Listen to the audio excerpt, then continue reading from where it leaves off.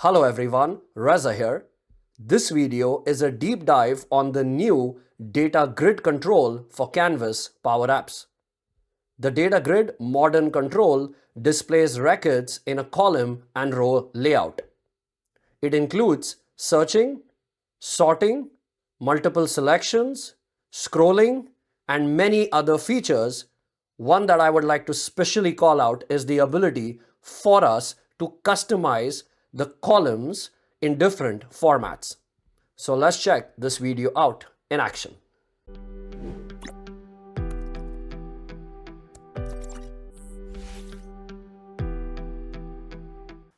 The new data grid modern control in Canvas apps.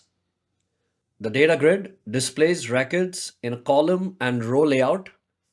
This is built on Fluent UI.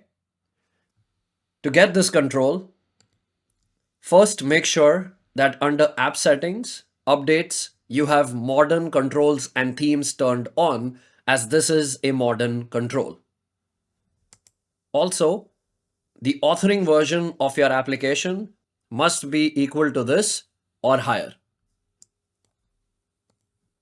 Once that is done, if you go to Insert, you will see the data grid control listed. You can also search for this control. In my screen, I'll go and insert the data grid control, and it will ask to connect it to a data source. I'll connect this to one of my SharePoint lists, Asset Manager.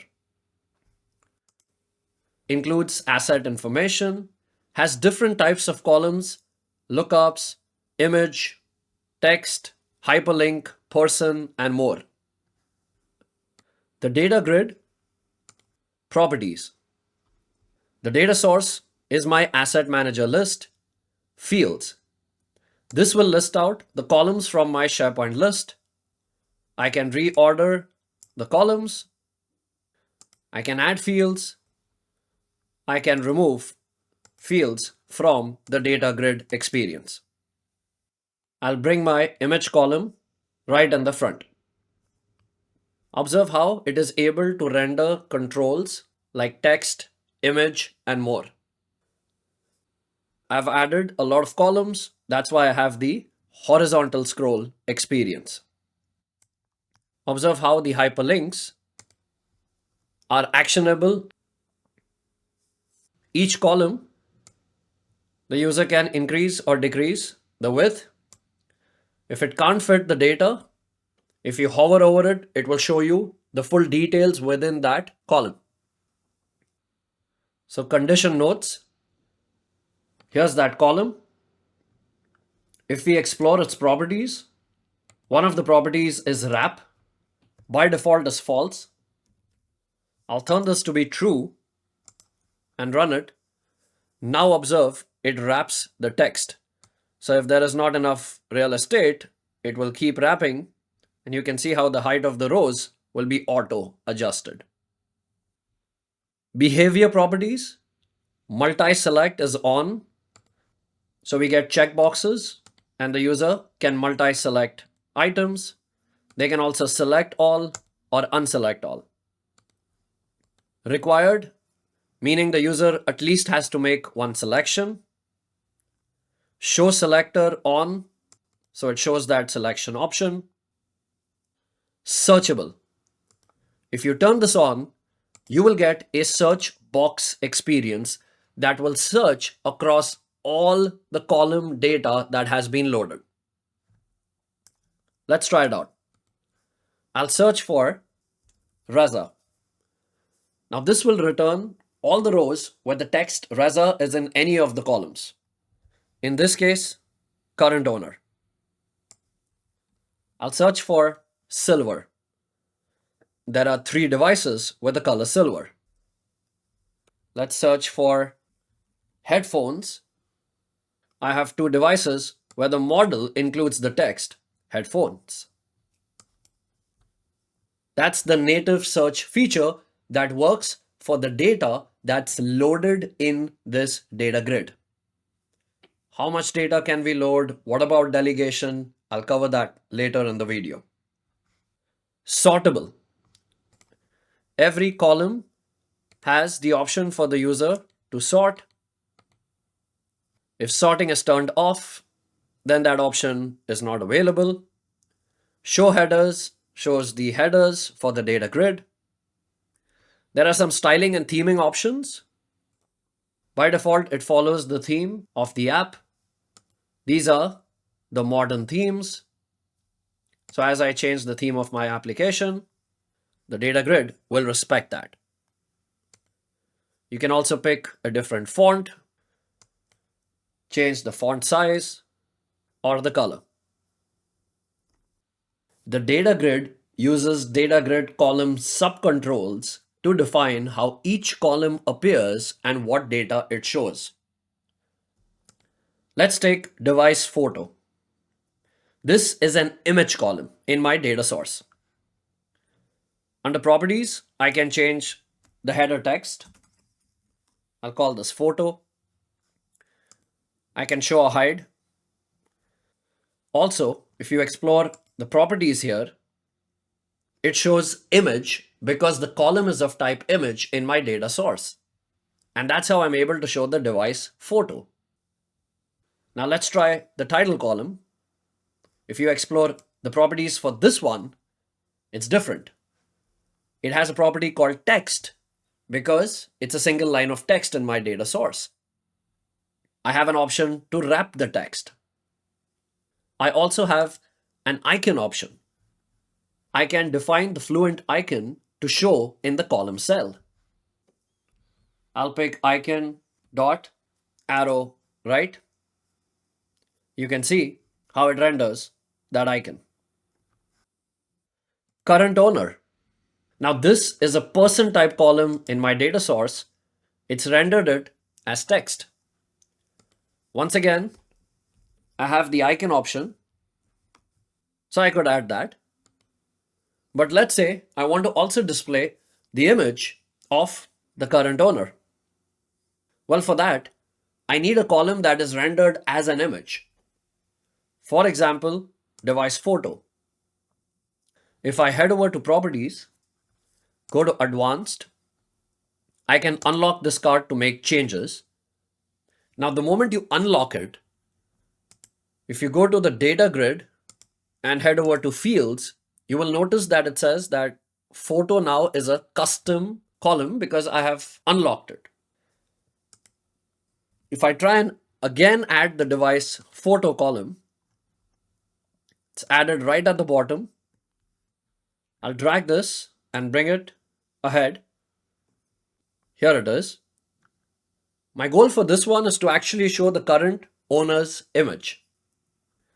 I'll select device photo. I'll change this to current owner. It's of type image, so I will have the image property. This now I can change to this item dot current owner, which is a person column, dot picture. There we go. Now it displays the current owner's profile image. Let's say I don't want to show this text column for current owner. I can select and delete. Let's take asset type. The icon. Let's say I want to make it dynamic.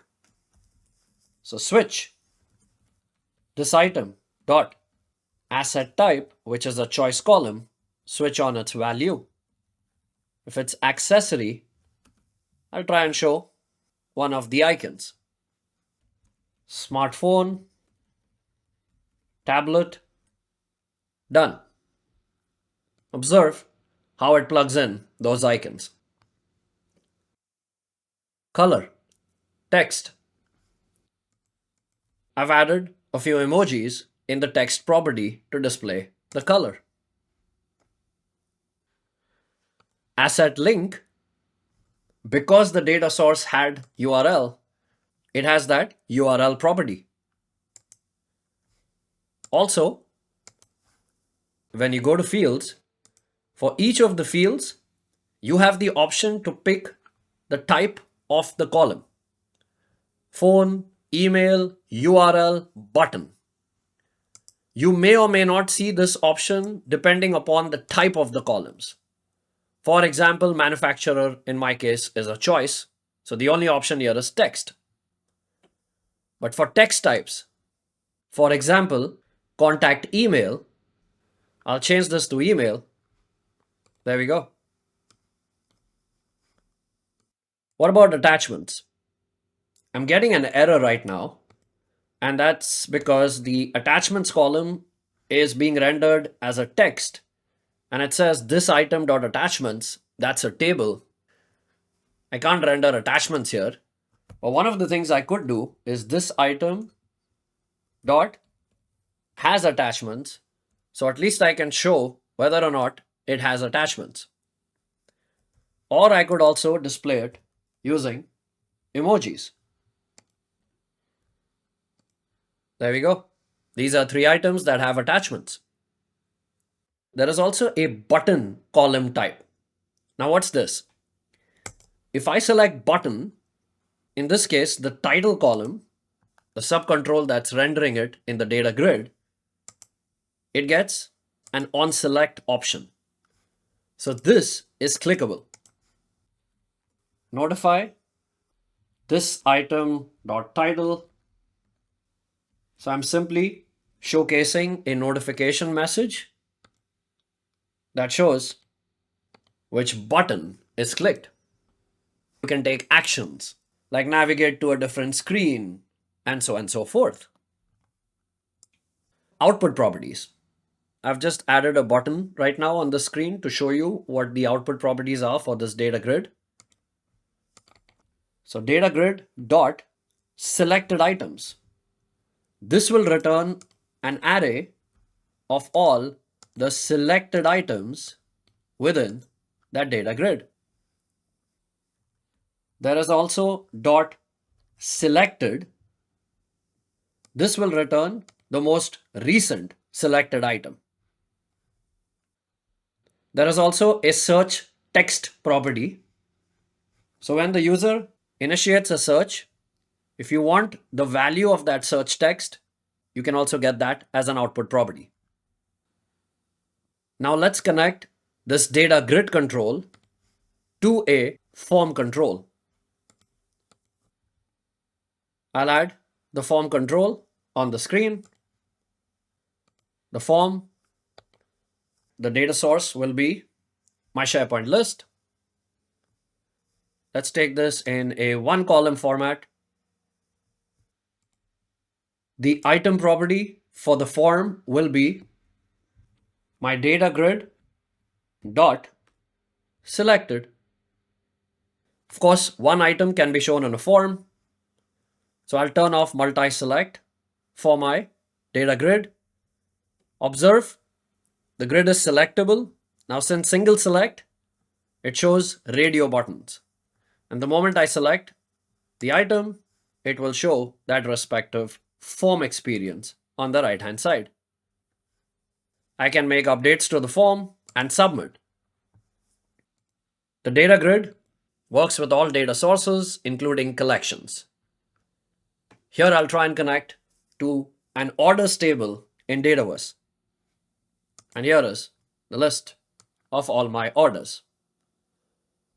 Once again, I have the full flexibility to customize, add searching, and more.